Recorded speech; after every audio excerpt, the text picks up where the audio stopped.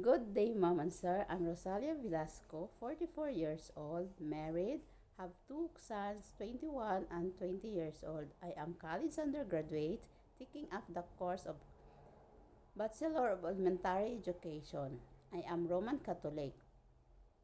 I have experience as a domestic helper was in Singapore for 10 years.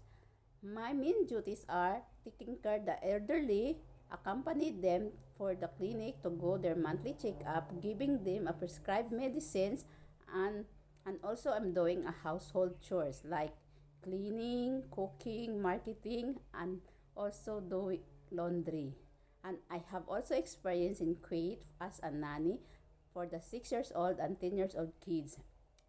My duties are clean, play with them, helping them to do their homework, set a play date, feed with them, and also I'm doing a household chores.